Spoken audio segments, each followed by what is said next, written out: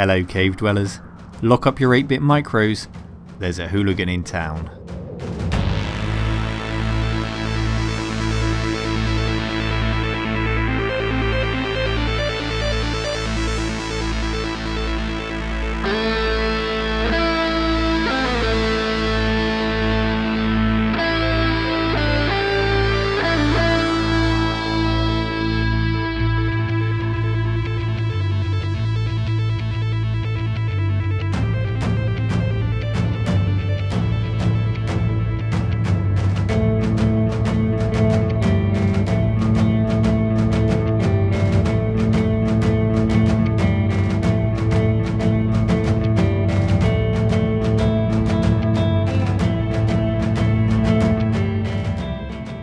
Yes, it's the Commodore 64.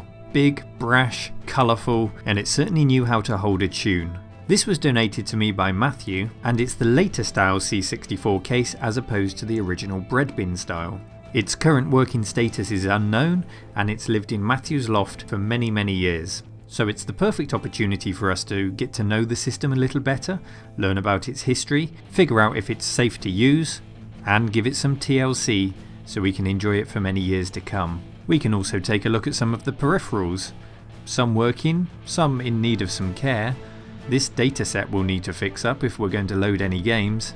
And if we do, then games we will play. Games are plenty. This system was a games machine first and foremost, and I'm looking forward to getting stuck into every title that you can see here.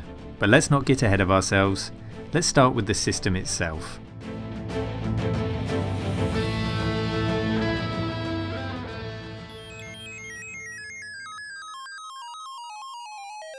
We'll begin the tour then with the externals, and anyone who's owned an Amiga may find the styling familiar. This is the later style of the C64 case, and it has a similar wedge shape as well as the fins along the back of the case. The face is made up of a 66-key keyboard, and those keys serve multi-functions. The case aside, the keys may also look different to you if you owned an older C64. In a cost-saving exercise, the symbol to signify the multi-functions was moved from the front of the key to the top of the key. All storage is provided by external devices, like the cassette tape deck, and others which we'll look at later. Therefore there's only one light on the machine, and that's the power light. Moving around to the side of the machine, we have two controller ports. These are DB9 style ports, and two ports meant the machine was geared up from the start for two-player gaming. Competing machines in comparison often required you to buy the external ports and plug them in before you could use a joystick. The power switch and the plug for the power lead are also located here. Let's move around to the back of the machine. The expansion port, sometimes known as module, cartridge or memory expansion port, is a 2-row edge connector with 44 contacts. It supplies 5 volts out to any external device that you plug into it, and was very frequently used by software cartridges, mitigating the slow speed of tapes and loading your software, more often than not games, instantly. Other devices ranged from simple devices like a reset cartridge, to MIDI cartridges, and the infamous Action Replay cartridge. The LH switch simply changes the channel that the RF modulator sends the signal out on. In the power region, for example, it changes it from channel 37 to channel 39, sometimes needed to avoid conflicts with other devices that you might have plugged into your TV. In the NTSC regions, I believe it changes it from channel 3 to channel 4. The next port is the aforementioned RF output, which you would plug into your TV, or for a better quality image you could use the video port. Like its predecessor, the VIC-20, older C64s had a 5-pin video jack. The 8-pin jack added the chrominance signal, and later revisions included a 5-volt line. This jack can drive both a composite video signal or a YC signal. That is to say, it can drive a TV, or more likely back then a monitor, which separates luminance and chrominance, resulting in a better picture. An audio output is also supplied to hook up to your home hi-fi as shown here, or your television if it has an audio throughput. The serial port is often known as the CBM bus because it's Commodore's take on an IEEE parallel standard, but it doesn't meet that standard, and it's not compatible with the RS-232 interface, which was standard on IBM PCs. This port was typically used for disk drives or printers. The cassette port does exactly what it says. It's used, for example, with the 1531 dataset or the earlier 1530 C2N model. Don't let the name fool you though, as cassette tapes became less common and users moved to disk drives, this port was sometimes used simply as an auxiliary power source for something plugged into the serial port. And nowadays it's also used to attach a PC keyboard, speech digitizers or even real-time clocks. It's found all number of uses beyond what its name would suggest. And finally there's the user port, which was originally designed for communication with devices like modems and printers. It can also be used to connect two machines together in order to transfer data between them, as described in the September 1985 issue of the Transactor magazine. Just like the cassette port, it has polarizing keys or notches on the port to prevent you from plugging the cable in the wrong way round. We will no doubt revisit some of these ports and functions as we progress through the video, but for now that's a quick external tour of the ports. Let's take a look on the bottom of the machine. The silver label shows a serial number, and there was also a printed barcode on this piece of paper which had fallen off the machine but was in the box. You can see remnants of the old glue on the case. These serial numbers match, but it'll be more interesting to see if the number on the case matches the number on the system board. Having said that, Commodore did have a habit of using whatever parts were in the factory and throwing together these later C64s, so it may very well have come out of the factory with a mismatched number.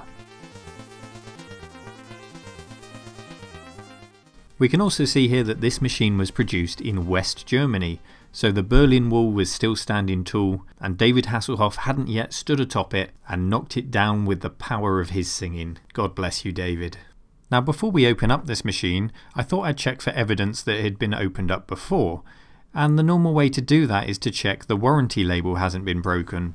Here's the label and there's no break in the seal, but that doesn't prove anything because you simply press these tabs here and the case opens up, the seal doesn't get broken. There is a third tab under that warranty sticker, but I can certainly open it, as you'll see, without touching it.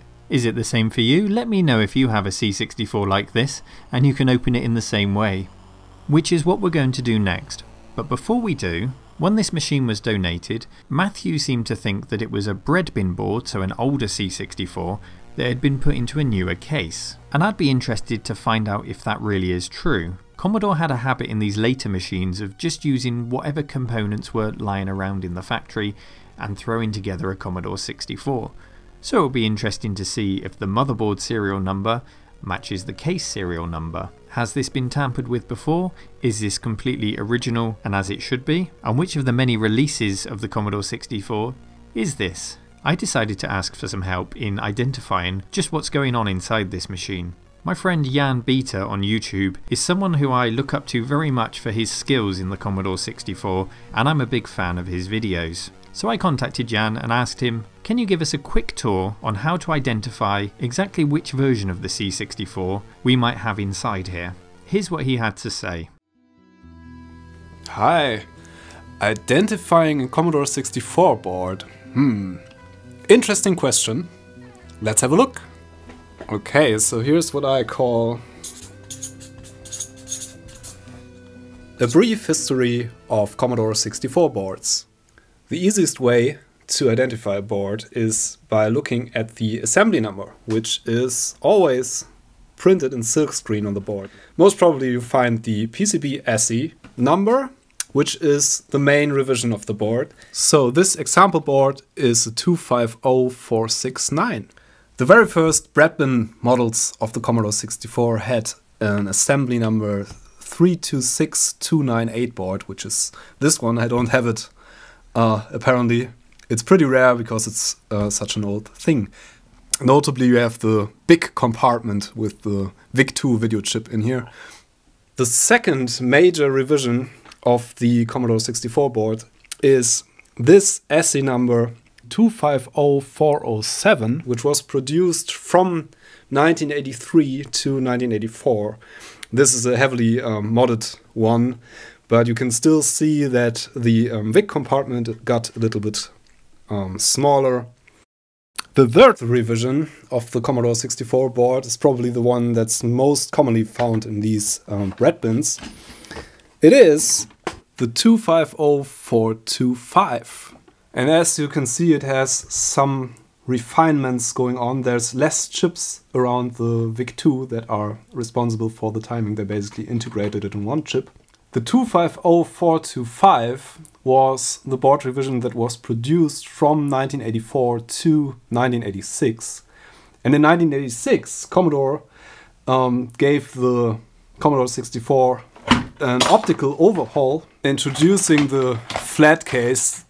This is not a classical one, but you get the form factor. They made the flat Commodore 64 in 1986, and they used some of the leftover 250425 boards in here. The board revision that was conceived for these was 250466, that I don't have, and then they continued to produce these with the last major board revision, which is the 250469. And the specialty of this board is that it has significantly less ICs on it. The most obvious difference is that the board is significantly shorter than the old boards. They would have reached to here nearly. So these are called the short board revisions that were used from 1987 on. And the first Commodore 64 that used these was the famous Aldi one. They made this from leftover bread bin cases and used the new boards and the new keyboard. Later this board was used in Commodore 64C style cases only. The Commodore 64Cs that used this board mostly had the new revision of the keyboard, the cost-reduced one, which had the symbols printed on top of the keys rather than on the front side of the keys. B being the final revision of all Commodore 64 boards. This is the latest revision. Yeah, I hope this sheds some light on your Commodore 64 question. And yeah, thanks for having me. See you soon. Back to the Retro Man Cave.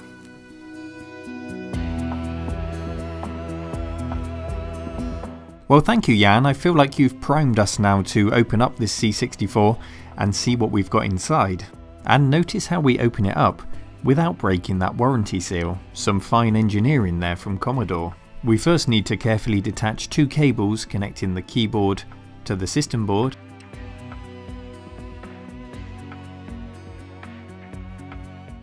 And then the first thing we see is not the system board, but the RF shielding, which is made of cardboard with a silver backing. It's effective enough to meet the FCC standards that it needed to comply with upon release, and prevent the system from interfering with other devices around it. But these days it's generally considered a good idea to remove it, primarily because the system can run up to 10 degrees C higher with it in place, and heat is the enemy of these old electronics. The clip was practically clamped on, and as I won't be using it, I cut around it, and we'll deal with that later. And then we get our first glimpse at the system board. Thanks to Jan's help, we can immediately identify this as the later short style system board. Let's take it out of the case so we can take a closer look.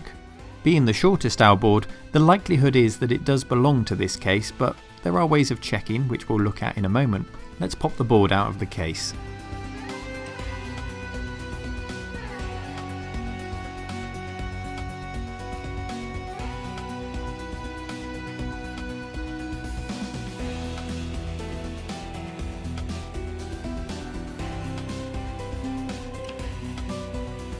And here's our board. You may have caught a glimpse that the assembly number is 250469, and it's a revision A style board. Jan taught us that revision B of this board was the final revision for the entire C64 range, so we're just one away from the last release. Is this a good thing? Is later better? In some ways not, particularly in the area of sound, as we'll discover when we look closer. The label here shows that this is a C64E board, and here's our proof: the serial number doesn't actually match the case. So what does that mean? Well, there is a chance that the board did come from another machine. It's quite unlikely that it was a bread bin style case. But, as we said earlier, anything is possible with Commodore. If it was in the factory and it was available, it could have been thrown into anything. So we can't really draw too many conclusions from it. But it does mean when we come to refurbish this machine, I won't be too sad about pairing this board up with a different case, as you'll see in part 2.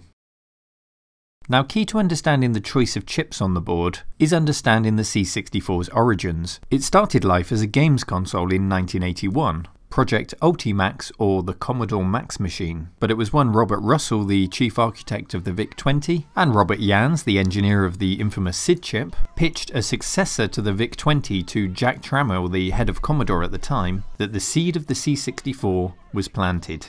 What was to be known as the VIC-40 became the C64, and the foundation of that video games console became the low-cost and powerful personal computer that is the C64.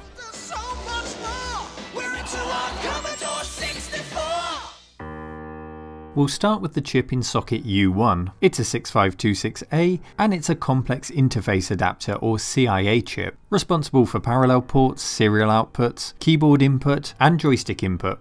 A common fault with the C64 is if you've walked across a carpet and touched the pins on the joystick port, sending static electricity into the machine and zapping this chip. In earlier revisions of the C64, you may find a 6526 chip dropping the A, but it performs the same functions.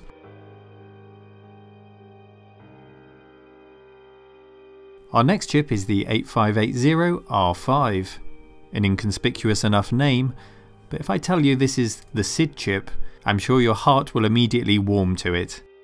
It was designed by engineer Robert Jans, who went on to co-found the company Ensoniq, producers of PC sound cards and synthesizers. The chip features 3 voices, each with its own oscillator, a variety of filters which can sound wildly different depending on which revision of the chip you have. This one is a revision 5. And unfortunately, having the 8580 chip means that it plays back sampled sounds a lot quieter than the original 6581 model SID chip. Apparently this is down to a bug fix in this newer model chip, which unfortunately had the effect of lowering the sample volumes.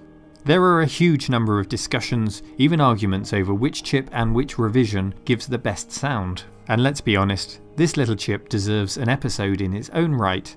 Much like the way we explored the ZX Spectrum and its graphical hardware and limitations, we could certainly spend a lot of time prodding and poking this chip and learning more about it. SID, by the way, stands for Sound Interface Device. Let's move on to the next chip. Next to the SID chip, we have the metronome of the C64, our oscillator. As this machine is in the PAL region, it oscillates at 17.734475 MHz. Divide that by 4 and round it up a little and you get 4.43 MHz, which by no coincidence is the frequency of the subcarrier for PAL.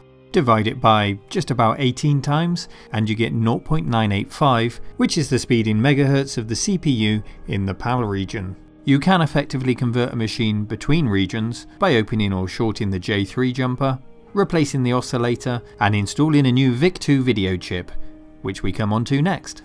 The VIC-2, the graphics chip at the heart of the C64, in this case an 8565 Revision 2, an amalgamation of what the designers considered to be the key features for an 8-bit micros graphics chip.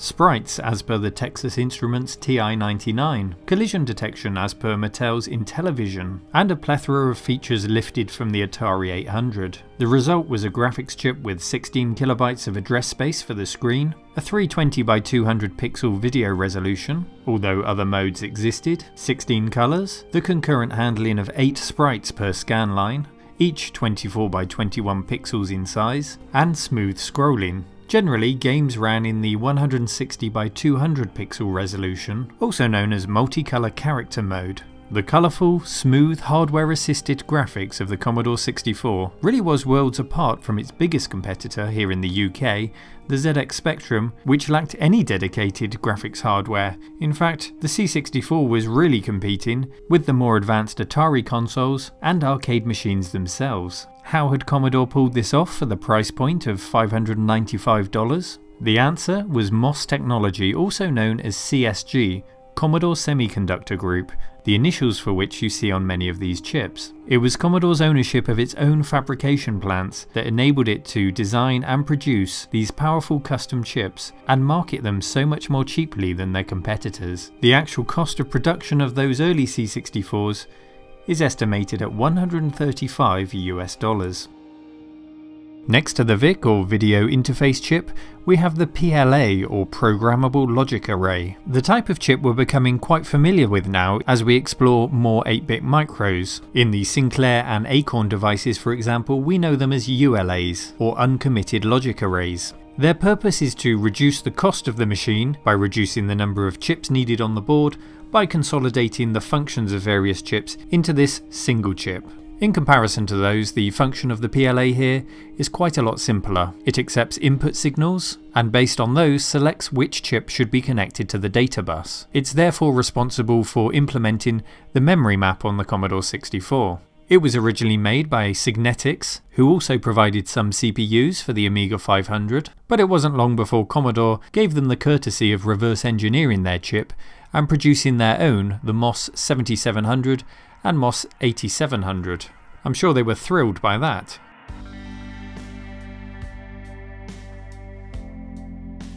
The CPU. In the Commodore 64, it's a modified form of Commodore's MOS technology 6502, known as the 6510. However, what we have here is a variant known as the 8500, which is the HMOS version of the 6510, or High Density Short Channel MOS, introduced in 1987 and used on these C64E shortboards. The 6502 can be found in Apple II computers and BBC Micros, among other systems. So this, the 8500, a variant of the 6510, a slightly modified 6502, try to keep up, offers similar if not the same performance as those competing systems. The primary change from the 6502 is the addition of an 8-bit general purpose I/O port and an address bus which can be made tri-state. The third state, high impedance, one which removes a device's influence from the rest of the circuit if you have more than one device electrically connected together, as you generally do on a shared electronic bus in a computer.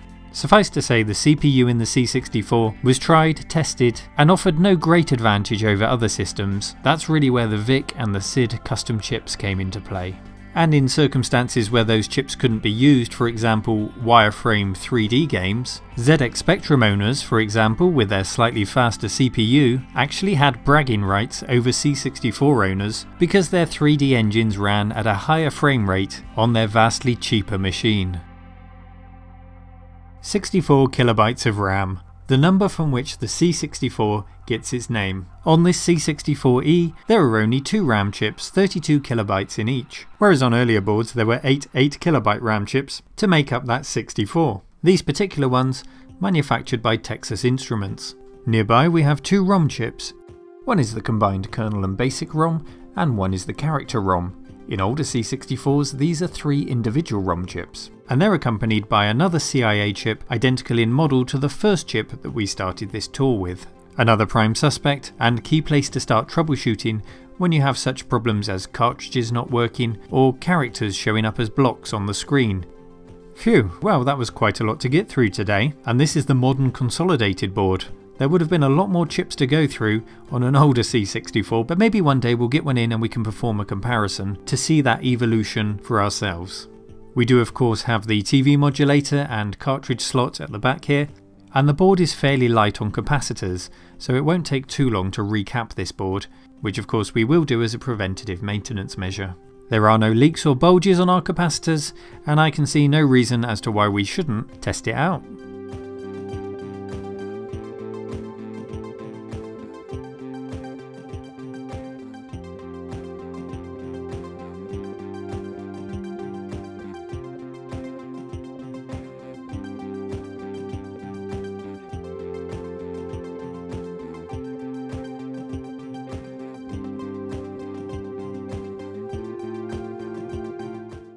Well, that's very exciting. I have a working C64, which means when we return for our next C64 video, we can refurbish this to make it look as good as new. We can recap it so it will continue to work for years to come, and I may have a few modern treats to show you, so that if you decide to return to the C64 to relive those great memories, you can do so in the most accessible and convenient way possible while doing away with slow cassette tapes and all of those annoyances. I look forward to seeing you in that episode. Thanks for watching, a special thanks to Jan Beta for his contribution today. Do be sure to check out his channel for more great content on the C64 and other systems in his workshop. As always, if you enjoyed this video, give it a thumbs up, subscribe to The Cave. If you really like it and you'd like to support more content, then consider becoming a patron. All of the links are in the description to this video, but to play us out, here's the rest of that Last Ninja 3 track from SIDNIFY. Thanks for watching, take care.